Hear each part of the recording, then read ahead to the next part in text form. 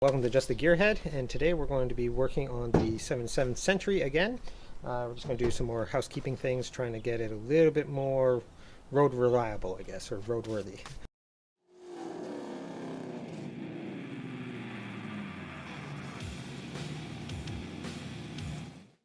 So like I said, we're going to do a few more things with the Buick Century to just make it a little bit more reliable for driving around regularly. One of the things we're going to start with is the door locks.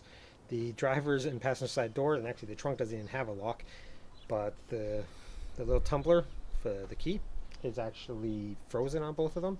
Either that or I don't have the right key. So I want to swap out just the little key lock piece. I'll show you guys how to do that real quick here.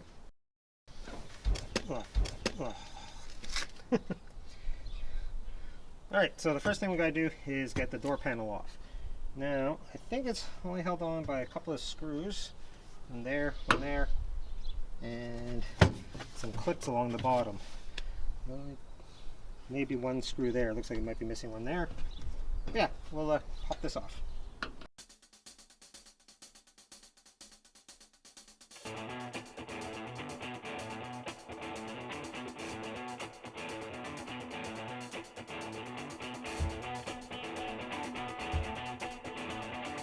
Alright, so hopefully you guys can kind of see here. This is the key tumbler. So you put your key in from the outside into this. And this is part here is what turns. When you turn the key, it turns this little arm here, which turns this, or pushes this, which unlocks or locks your car. So to get this out, you have to pull this clip here, slide the tumbler out, and it'll take this arm with it. And then you can, once you have it out, you can pull this little clip off, swap the arm to the new tumbler, and there's a little gasket on the outside that goes on the new tumbler. Then you feed it back through. Getting this off can be a bit of a trick, depending on how rusty and crusty it is. But on the driver's side, I found a set of pliers and just reefing on it. It was the best I could come up with. So we're going to do that again.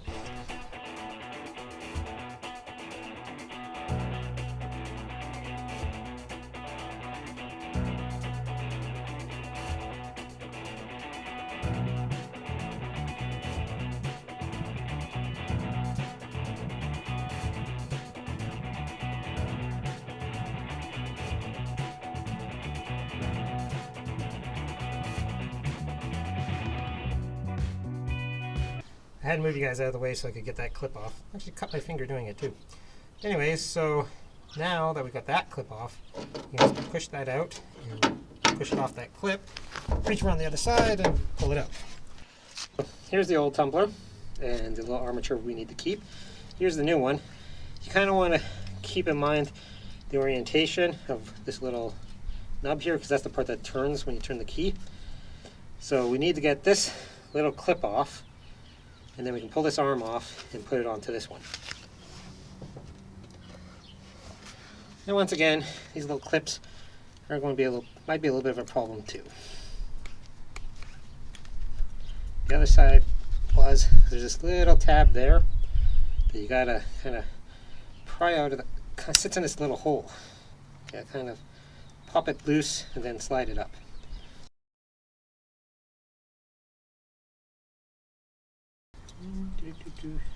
There we go. The kit comes with a clip for inside the door, a little clip to hold the arm on, and a little gasket that goes between the lock and the outer skin of the door.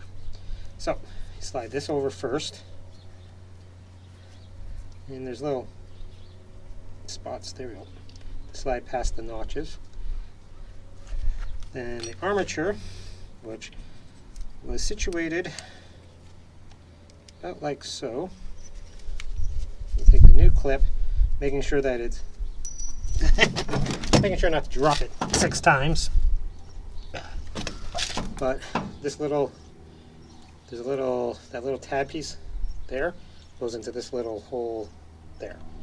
So you kind of have to put it over top of that, and there's a groove it has to slide into. If I can get it to line up. There we go. Then pliers. And with that little tab in that little hole there, because that's what secures it. And then we'll feed it through the door, put this clip on to hold it in place. When you feed it through the door, you got to make sure this part here lines up with that little arm. Okay, so as you slide it in through the back side, you got to get that little armature over top of that. So there's a little arm here. I'm sure you guys can quite see it. This little arm here, the armature that's on the tumbler has to go around this little pin or arm or whatever here. And then you take a clip and get this with one shot. Nope, dropped it. All right. Take the clip and slide. Wait. Oh, that's the old one. What did I do then? And gotta find the one I dropped.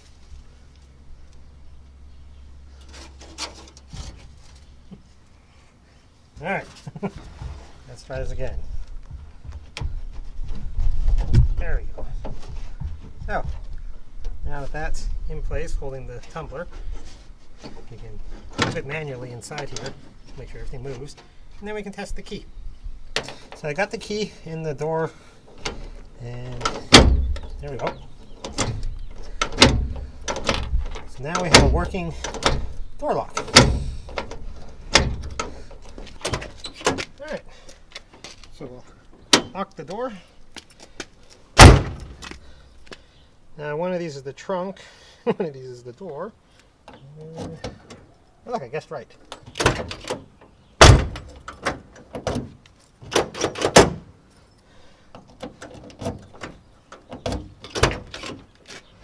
Alright, now we have a card that actually locks itself. Now we're going to see if we can do the trunk. I'm not sure if we'll be able to. I think I'm missing a piece for that still. Like I was saying, there should be an emblem that goes over this, but that's missing altogether. You can see that someone bent this up. There should be probably 2 more of these tabs sticking up here. So, not sure how we're going to make that work. I took the latch off, as you saw, to try to get the old tumbler out, because yeah, this was rolling around up inside here. Oops. This goes in here. It looks like it's just held in by a screw. And I think I might be able to make this so that the little retaining clip, oops, this little retaining clip maybe will sit on it somehow and hold the tumbler in place.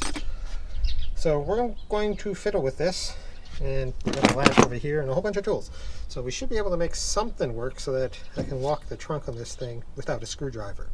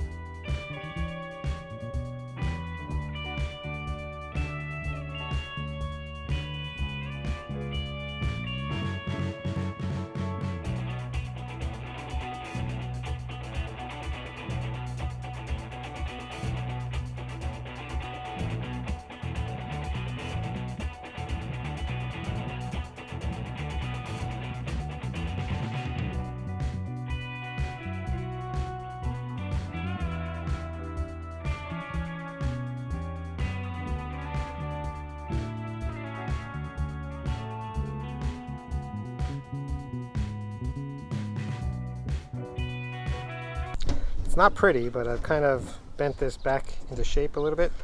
I think I can probably get the tumbler to sit in here. It won't be nice, but I think I can get it sitting there. And I'm pretty sure I can use this clip here to hold it in place. We're going to give that a try. And then there's a little arm that goes into it that feeds into the actual latch. So we're going to see if we can make all that work. After bending the metal back in place kind of as best I could, it's very wavy and a little ugly, but the tumbler sits in there fairly flush. This metal bracket piece, this little clip that was on the car, seems to be holding it in place. It's not sliding around or anything.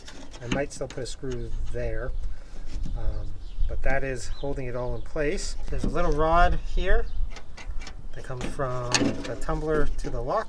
I had to shorten that because that was getting in the way. But now it actually... Did I leave the keys? I should have the keys before I lock it. Yep, okay. So now... Oop, okay.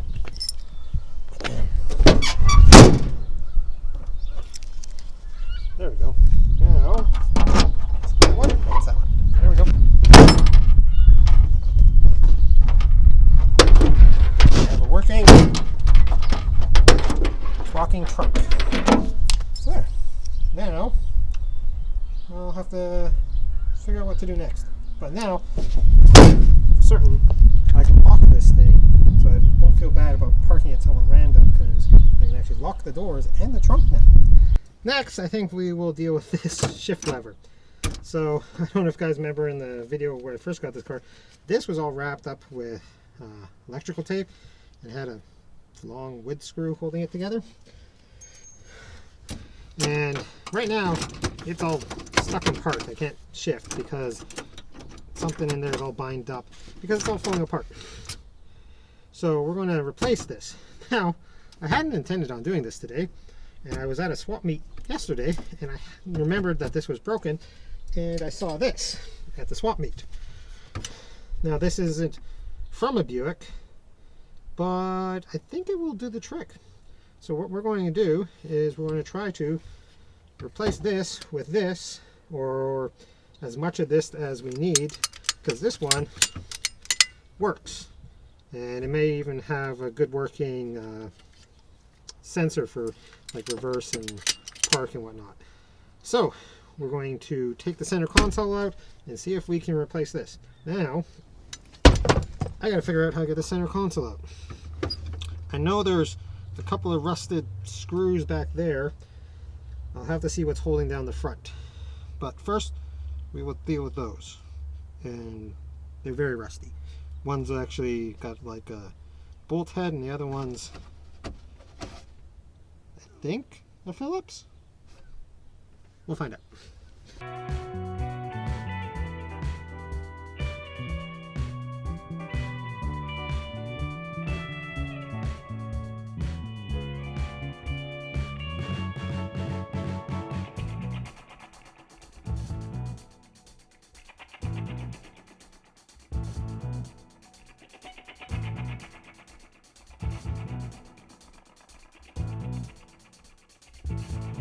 Well, I'd say that's definitely part of the problem. But what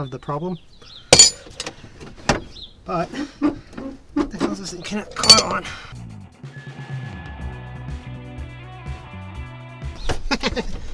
Well, I just broke a piece. Because I'm not smart enough to know that this comes out. So I actually broke where this screw goes through here. Now, never claimed to be the brightest.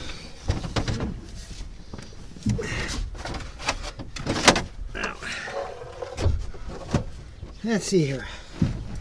Well, this is pretty mangled. Well, this one, similar, not quite the same. Yeah, this one's a fair amount different. So I'm going to have to play around here and see if I can make this work.